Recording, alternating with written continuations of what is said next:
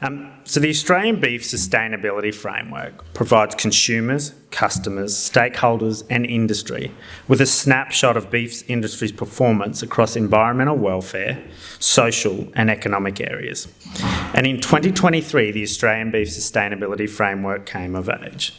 We have had an increase in attention of it and an increase in focus beyond just carbon, as we're seeing new reporting frameworks required for many of our stakeholders. We've had rigorous engagement at our consultative committees like never before, and we've been focused on the work of setting goals and targets for the Australian beef industry. RMAC tasked the ABSF to facilitate this process by creating sustainability targets for our beef supply chain.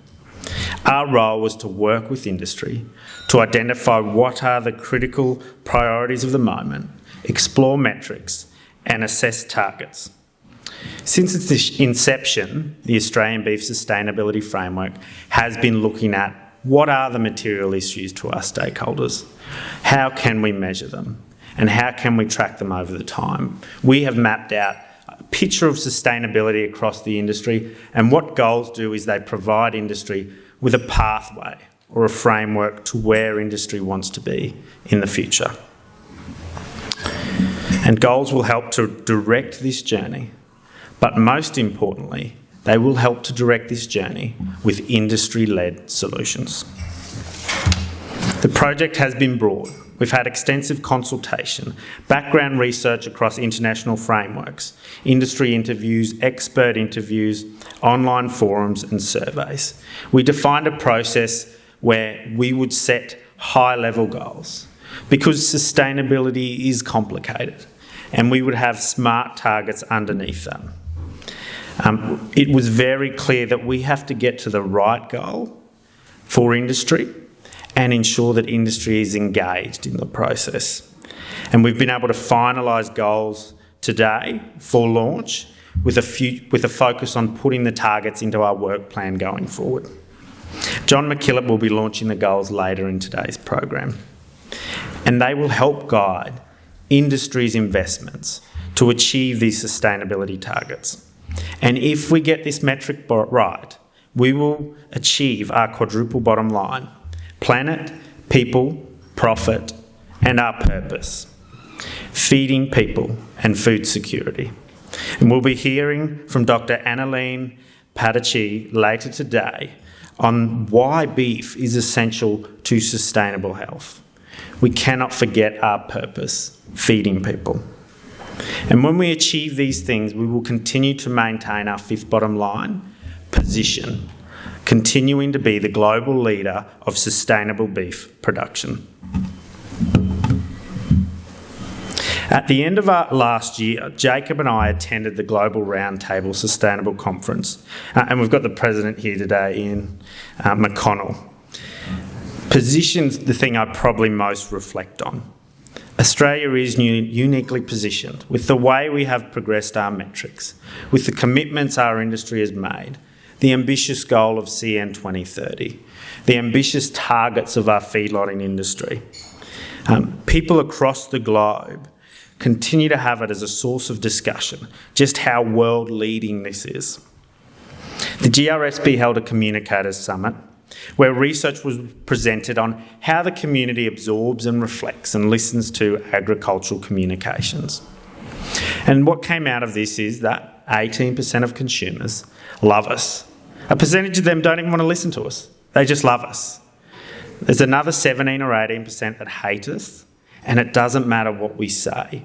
We will struggle to influence them.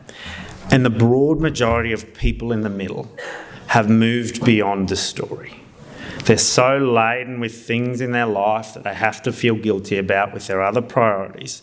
They just want industry to get on with the task of demonstrating it's doing the right thing so that they can move on and have one less thing to feel guilty about when they eat their nutritious Australian beef. And that's certainly the focus of the framework and the role of the framework. Of course, one of our challenges is that the environment is qualitative. It is the story of what our industry undertakes, the activities a producer undertakes to improve their landscape. The decisions they make to keep their ground cover a little bit higher, to load up their soil with carbon, to increase the water and retain that within our landscape. But the opportunity is 50,000 agricultural businesses and 50% of the Australian landscape. And the challenge of our industry in measuring this is also our greatest strength in how we measure our extensive production systems and how we measure and articulate the work being undertaken right through our supply chain to manage our sustainability challenges and opportunities. We're seeing tools like MLA's digital carbon calculator, which is available to the public. You don't necessarily have to be a member of MLA, and you can quickly get an understanding of how a producer creates a snapshot of their carbon footprint and also the potential tools they have at their disposal to reduce their footprint. We've also got the Grass-Fed Beef Environmental Credential Program being launched this year, which will enable producers to manage and track their sustainability initiatives across the priorities we have at the framework. And it'll enable them to have a certification so that they can demonstrate their ESG credentials. And of course, while we build up this data collection tools, we will continue to tell our story because that is what matters. It's the thing that people do every day within our supply chain. Time to get down to the official business of launching the 2023 report. It is a privilege to be able to stand up here and present the results of the hard work undertaken every day by the people within the beef supply chain.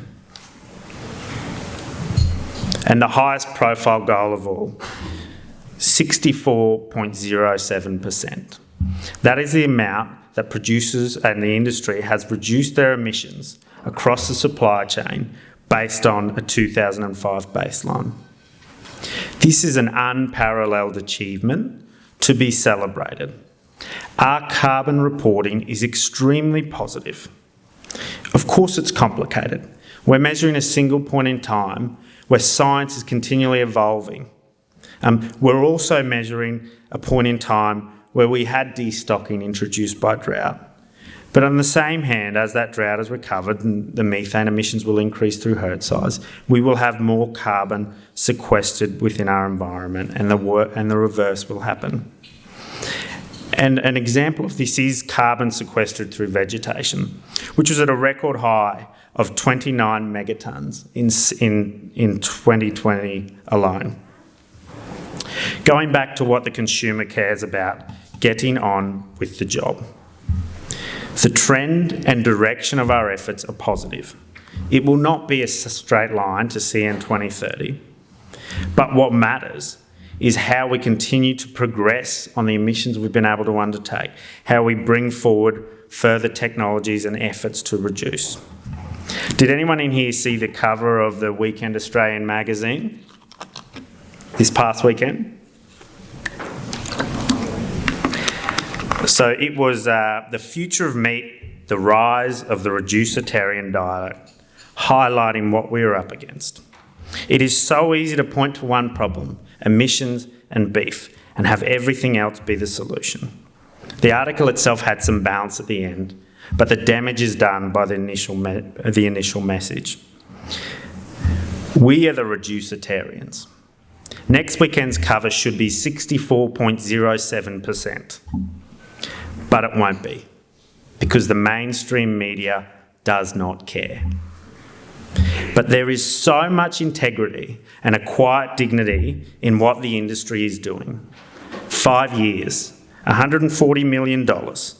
We have a pathway, reducing our emissions through emission reduction technology, management approaches to store carbon in our landscape, integrated systems to bring it together, development of leadership capability across industry. So much work has been done at MLA already, and they're just developing the tools that we can now roll out across the supply chain. We're constantly getting questions. Why a 2005 baseline? Because we were the first movers.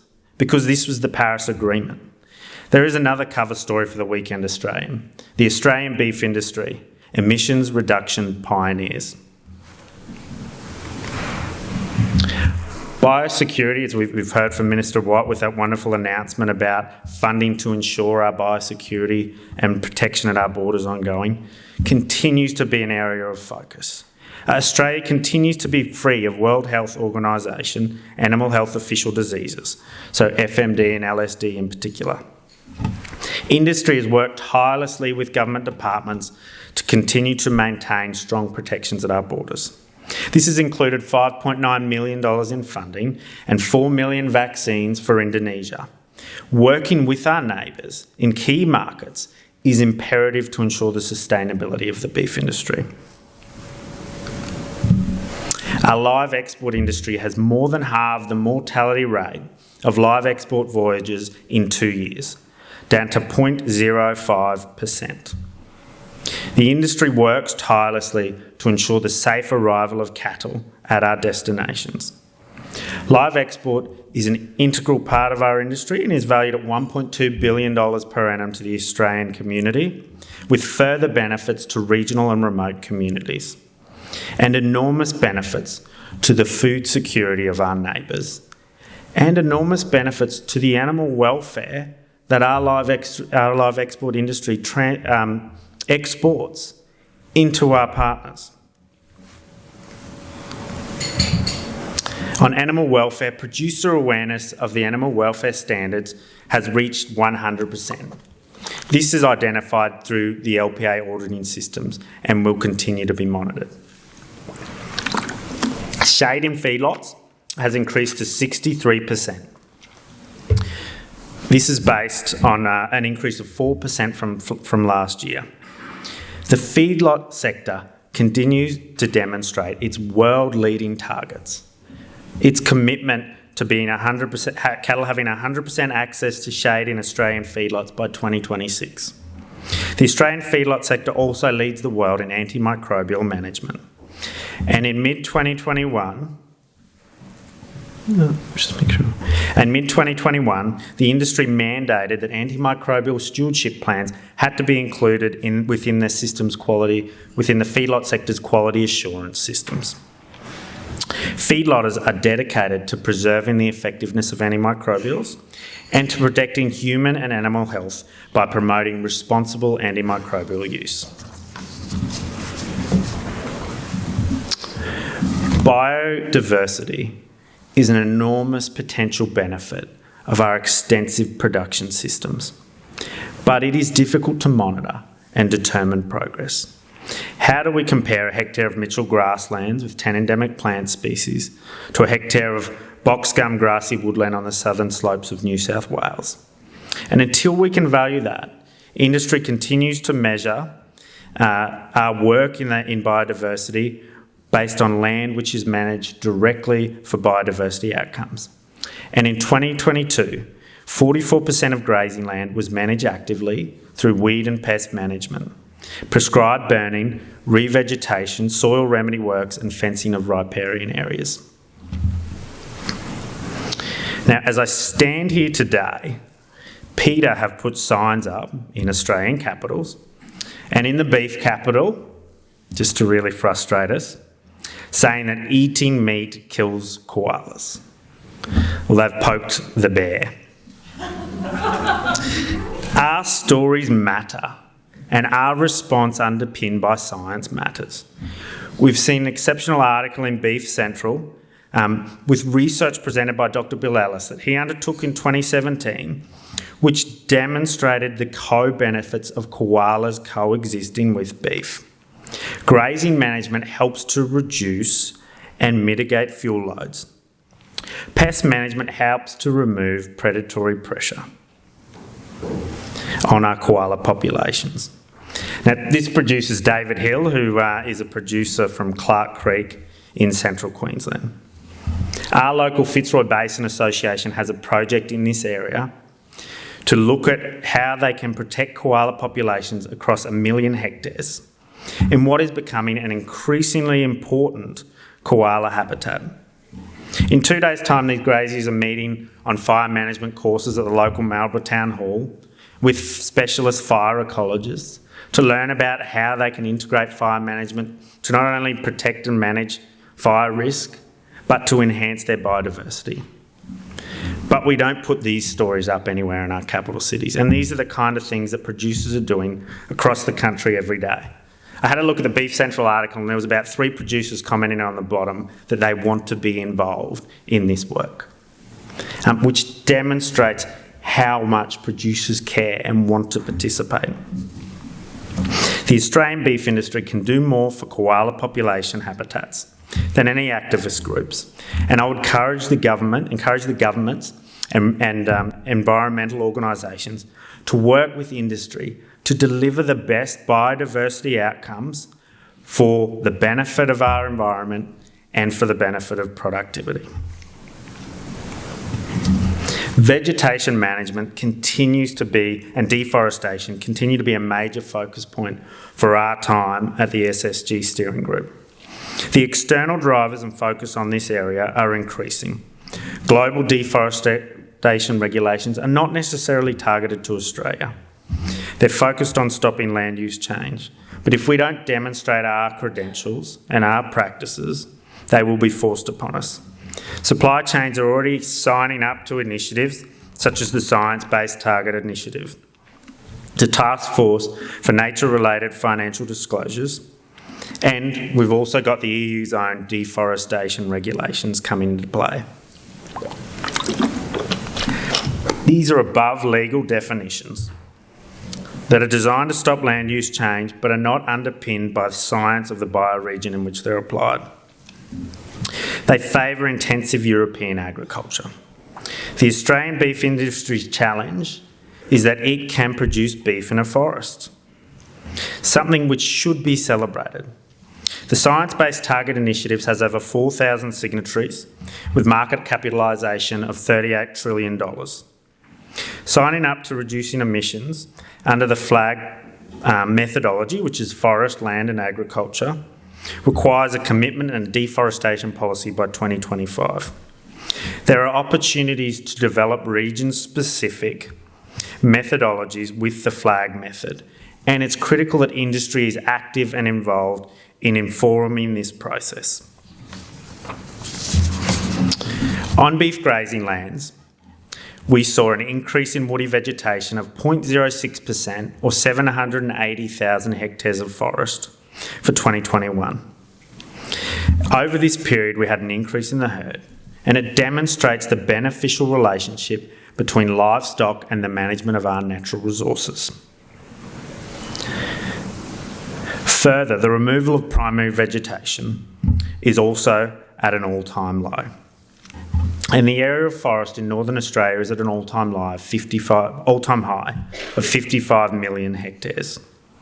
This is also reinforced by the FAO's own data, which demonstrated that Australia was the second biggest country for reforestation across 2010 to 2020 at 446,000 hectares per year.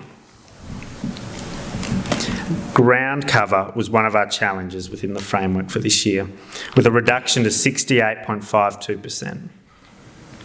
This figure is generated by measuring our NRM regions, and it's taken at the end of the dry season, so September 2022. And so while much of the East Coast was in flood at this time, we had some semi-arid regions which were still in a drought that have for many since broken.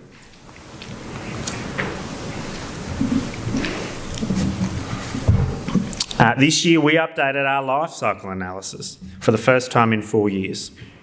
Water used per kilogram live weight gain has increased to 400 litres, down 18% from the previous life cycle analysis.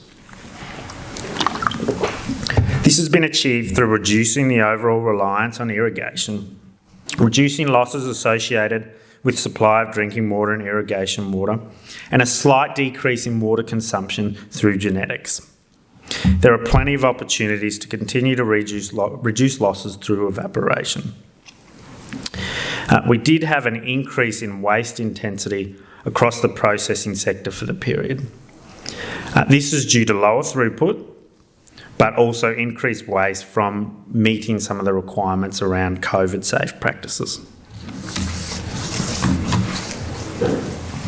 We've got a lot to celebrate with market access. The Australian United Kingdom Free Trade Agreement was signed at the end of 2021, and is a significant opportunity for the industry to re-establish its presence in what was an historically key market. Following entry into force last week, it will deliver a significant increase in tariff-free quota. And while this is limited in year one, this will transition to tariff-free, quota-free and safeguard-free trade over a 15-year period, further enhancing the economic resilience of industry. I think it's also a moment of reflection for industries. You hear the stories of people in industry about what went on at the time we exited the UK free trade market. And I guess the big reflection is how we have changed, how the industry has grown, how it's expanded its market access. And it's a historic moment to come back into that traditional market. I'd like to finish the launch by just thanking our SSG members, Jenny, Kari, Melanie, Barb, Carl, Michael, Trevor and Jock, for continuing to provide their time and expertise to the framework. Thank you to Jacob Betros, our Secretariat, who works so hard and with a great amount of care to keep across such a broad subject matter. It's truly a movable feast at present, as I'm sure a lot of people in the sustainability space would realise, and he does an exceptional job at that. Thank you to John McKillop, the RMAC Chair, and the Board and CEO Alistair James for your continued support, and to the peak industry councils and all the organisations that give their time, that come to our meetings, that help to inform the process, help to identify what matters to our markets and what are the challenges. Thank you very much.